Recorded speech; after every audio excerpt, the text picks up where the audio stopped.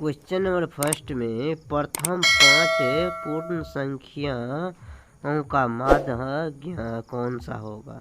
तो प्रथम 5 पूर्ण संख्या क्या है। यदि गिनती की संख्या को, जैसे गिनती की संख्या 1 से 1 हो गया, 2 1 हो गया, और कितना 2, 3, 4, 5, डॉट तक एक संख्या हो गया। इस गिनती की संख्या में ही शून्य मिला देने पर एक पूर्ण संख्या बन जाता है। 0 1 2 3 4 5 एक पूर्ण संख्या है। पूर्ण संख्या है तो इसमें हमको क्या कहा है, प्रथम 5 पूर्ण संख्याओं को माध्य ज्ञात करना है। तो पूर्ण संख्या कहाँ से स्टार्ट होता है, तो 0 लंग से। तो 0 को 1 और 2 और 3 और 4 को जोड़ने पर कितना होगा, क्योंकि बस इसी को जोड़ते हैं। तो 0 + 1 + 2 + 3 + 4। क्यों 4 तक क्यों लिए, क्योंकि हमको यहाँ कितना बोला है, 5 तक ही लेना है। तो 0 1 2 3 से लेकर के 4 तक में कितना 5 गो संख्या पूर्ण गया। और हमको क्या निकालना है, माध्य निकालने के लिए कितनी संख्या है इसमें, तो टोटल 5 संख्या है। और इसको जोड़ने पर कितना हो जाएगा, तो 4 3 7 7 2 9 1 10 हो जाता है। तो 10 में कितना 2 से इस 5 से भाग देना है। इस 5 से भाग देते हैं तो कितना हो जाता है, 5 दूनी 10। तो कितना आंसर आ गया, 2। तो इस क्वेश्चन का आंसर हो जाएगा ऑप्शन नंबर बी। अब क्वेश्चन नंबर 2 पर चलते हैं। क्वेश्चन नंबर 2 पर चलते हैं। क्वेश्चन नंबर 2 में 2 वृत्त का क्षेत्रफल का अनुपात कितना है, 4:1 दिया है। तो इसकी हमको क्या निकालना है, त्रिज्या ज्ञात करना है। तो इस क्वेश्चन में जब क्षेत्रफल 2 वृत्त का क्षेत्रफल दिया है, हमको त्रिज्या ज्ञात करना है। तो यहाँ पर क्षेत्रफल त्रिज्या निकालने के लिए R1/R2 का होल स्क्वायर एक फार्मूला हो जाता है। तो बराबर क्षेत्रफल कितना 4/1 दिया गया है। 4/1 इसी 4:1 को हम लिख सकते हैं, 4/1 भी लिख सकते हैं। तो इसीलिए इसे अब इस स्क्वायर को यहाँ पर रूट से हटाएंगे तो इस पर क्या चला जाएगा, तो रूट का सिंबल चला जाए, रूट। तो 4/1 का वर्गमूल कितना हो जाएगा, तो 2/1। 2/1 मतलब इसका आंसर हो जाएगा 2:1। तो 2 कौन सा ऑप्शन में है, तो ऑप्शन नंबर बी हो जाएगा इस क्वेश्चन का सही आंसर। क्वेश्चन नंबर 3 में क्या कहता है, tan θ बराबर √3। तो थीटा का मान हमको ज्ञात करना है। तो tan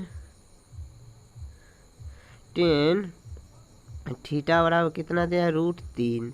तो √3 जो है tan कितना डिग्री का मान √3 हो जाता है। तो √3 कितना का होता है, तो tan 60 डिग्री का, tan 60 डिग्री का हो जाता है। यहाँ से तुलना करने पर थीटा का मान कितना आ जाएगा, 60 डिग्री। तो 60 डिग्री कौन सा ऑप्शन है, तो ऑप्शन नंबर डी में है। तो ऑप्शन नंबर डी हो जाएगा इस क्वेश्चन का आंसर। अब क्वेश्चन नंबर 4 में, क्वेश्चन नंबर 4 में क्या है, cos 60 डिग्री + 1 बटे cos 60 डिग्री - 1 का मान कौन सा होगा। तो यहाँ cos 60 डिग्री का मान कितना होता है, तो cos 60 डिग्री का मान होता है 1/2 + 1 बट्टे कितना है cos 60 डिग्री। फिर तो cos 60 डिग्री का मान यहाँ पर भी 1/2 -1। इसको भिन्न जोड़ करते हैं तो कितना हो जाएगा, तो 2। और इसमें 1 प्लस, तो 2 यहाँ से 1 में आ जाएगा, तो 2 बट्टे कितना है, तो बट्टे 1 माइनस यहाँ पर वैसे उसी प्रकार से हो जाएगा, तो बट्टे में 2। अब इसको सोल्व करते हैं। तो सोल्व में क्या हो जाएगा, तो सोल्व में हो जाएगा, तो यहाँ पर जैसे यहाँ पर 2 से कि तो 2 1 3 हो जाएगा, बट्टे 2 बट्टे 2 में से 1 घटाने पर -1 बट्टे कितना 2। इस 2 से इस 2 को काटने पर कितना हो जाएगा, 3 बट्टे, तो 3 कितना -1, यानी -3 हो जाएगा इसका आंसर। तो -3 कौन सा ऑप्शन में है, तो देखते हैं ऑप्शन नंबर कौन सा में है। तो option number -3 option number B में है। तो बी हो जाएगा इस क्वेश्चन का सही आंसर। अब क्वेश्चन नंबर 5 में, क्वेश्चन नंबर 5 में क्या कहते हैं, तो यदि अल्फा और बीटा बहुपद x² + x + 1 की मूल हो तो 1/अल्फा + 1/बीटा का मान है। तो यहाँ इसमें क्वेश्चन में क्या देगा, अल्फा प्लस बीटा का मान क्या हो जाएगा। तो अल्फा प्लस बीटा का मान क्या हो जाएगा, तो -b/a, इसका एक फार्मूला हो जाता है -b/a। यहाँ पर b का मान कितना दिया गया है, तो b x का गुना के यहाँ पर कितना है, तो 1, तो b का मान हो जाएगा 1। तो यहाँ ये फार्मूला में ही दिया गया है माइनस, और उसके बाद a का मान कितना हो जाएगा, यहाँ x² के पीछे, तो यहाँ पर भी 1, तो 1/1 कितना -1। इसी तरह से अल्फ़ा इंटू बीटा का मान क्या हो जाएगा, तो अल्फ़ा इंटू बीटा इसका फार्मूला हो जाता है c/a। तो c का मान कितना दिया गया, आगे में 1, तो 1/a का मान 1 दिया है, तो 1/1 कितना 1 हो गया। अब हमको क्या ज्ञात करना है, 1/अल्फ़ा प्लस 1/बीटा। तो इसको सोल्व है लघुत्तम ले लेते हैं, तो लघुत्तम अल्फ़ा इंटू बीटा। तो अल्फ़ा इंटू बीटा यहाँ पर हो जाएगा कितना, सोल्व लघुत्तम ले लेते हैं alpha plus beta. Alpha plus beta का मान कितना है, तो अल्फ़ा प्लस बीटा का -1 अल्फ़ा इंटू बीटा का मान क्या निकाले यहाँ पर, तो 1 निकाले हैं। तो इसमें 1 से 1 में भाग देने पर माइनस कितना हो जाएगा, तो यहाँ पर हो जाएगा कितना माइनस, तो यहाँ पर हो जाएगा -1, यहाँ पर हो जाएगा -1। -1 कौन सा ऑप्शन में है दिया गया है, तो -1 ऑप्शन नंबर बी में दिया गया है। तो बी हो जाएगा इस क्वेश्चन का राइट आंसर। और क्वेश्चन नंबर 6 में, क्वेश्चन नंबर 6 में कहता है एक द्विघात बहुपद के मूल्य का योग और गुणनफल 2 तथा -15 है। तो पहले योग दिया है, तो योग बराबर है, योग कितना अल्फ़ा प्लस बीटा। तो अल्फ़ा प्लस बीटा का मान है 2 हो जाएगा, और अल्फ़ा इंटू उसके बाद गुणनफल दिया गया है, तो गुणनफल का मान अल्फ़ा इंटू बीटा इसका हो जाएगा -15। तो -15 हो जाएगा। और इसमें हमको गुणन है द्विघात बहुपद ज्ञात करना है। तो द्विघात बहुपद हमको ज्ञात करना है, जो आगे में भी क्वेश्चन में दे दिया है, द्विघात बहुपद है। इसका एक फार्मूला हो जाता है, तो इसका फार्मूला हम लिखते हैं, तो x का whole square minus alpha plus beta into x plus alpha into beta बराबर 0। तो यहाँ x² है, तो यहाँ पर कैसा क्या हो जाएगा, तो x का square minus alpha plus beta का मान कितना दिया गया है, तो अल्फ़ा प्लस बीटा का मान 2, तो -2 into x alpha into beta का मान कितना -15। यहाँ पर -15, तो ये कौन सा ऑप्शन में दिया गया है, बस यही है, एक हो जाएगा इस क्वेश्चन का सही। x² minus 2x minus 15। तो क्वेश्चन नंबर सिर्फ ऑप्शन नंबर डी में दिया गया है ये क्वेश्चन, इसीलिए इस क्वेश्चन का आंसर हो जाएगा ऑप्शन नंबर डी। और क्वेश्चन नंबर 7 में, क्वेश्चन नंबर 7 में कहते हैं बिंदु Q से किसी स्पर्श रेखा की लंबाई 24, बिंदु यहाँ पर एक Q मान लिए, तो इस रेखा पर एक स्पर्श रेखा खींचेंगे, और यहाँ पर स्पर्श रेखा की लंबाई आपस में बराबर होता है, और उसके बाद इसका मान दिया गया है 24, यहाँ पर हो जाएगा भी 24। इसके बाद केंद्र Q से दूरी, केंद्र यहाँ पर Q है, Q केंद्र से Q का दूरी कितना 25 दिया गया है, यहाँ पर 25 हो जाएगा। तो यहाँ पर कितना 25, तो यहाँ पर 25 हो जाएगा। तो इससे हमको त्रिज्या ज्ञात करना है, वृत्त की त्रिज्या ज्ञात कीजिए। तो वृत्त का त्रिज्या ज्ञात, यहाँ r हो जाएगा, तो r यहाँ पर 90 डिग्री बना, 90 डिग्री सामने के कोण कर्ण कहलाता है, तो कर्ण हो जाएगा कितना तो 25, तो 25 का स्क्वायर माइनस आधार कितना हो जाएगा 24 का स्क्वायर।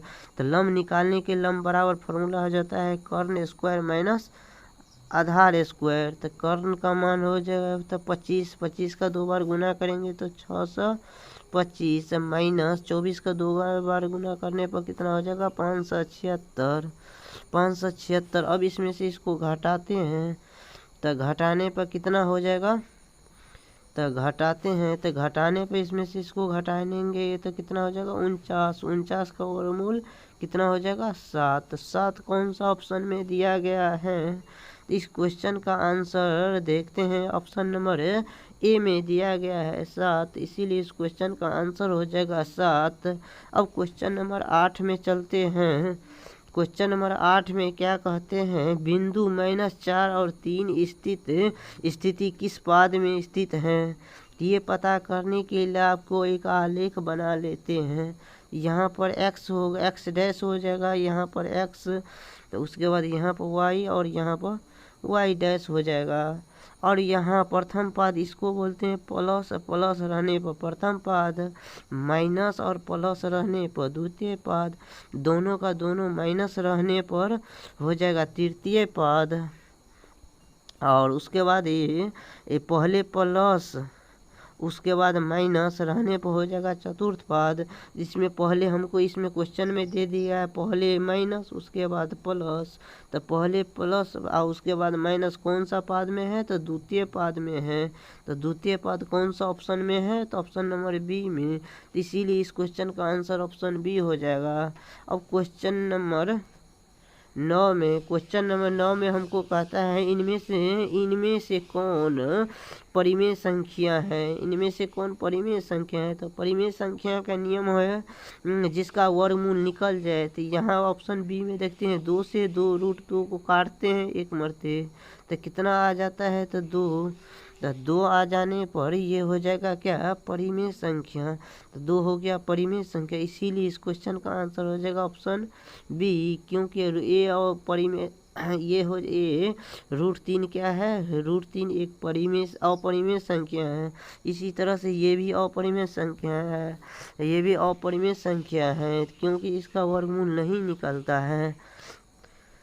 तो क्वेश्चन 9 का आंसर ऑप्शन बी हो जाएगा। अब क्वेश्चन नंबर 10 में चलते हैं। क्वेश्चन नंबर 10 में क्या कहते हैं, कौन बहुपद नहीं है, कौन बहुपद नहीं है। तो बहुपद पता करने के लिए 2 चीज़ पर ध्यान दिया जाता है। तो क्वेश्चन पहले इसमें ध्यान दे कौन सा ऑप्शन में x जो है रूट के अंदर है, कौन सा ऑप्शन में x जो है रूट के अंदर है। पहला बात ये ध्यान में रखा जाए, तो ऑप्शन एक्स में √x में किसी भी ऑप्शन में नहीं दिया गया है, तो x। और दूसरा बात अब ये ध्यान में रखा जाए बट्टे में x किस में ऑप्शन में दिया गया है, जिस ऑप्शन में बट्टे में दिया गया वो भी हो सकता है आंसर।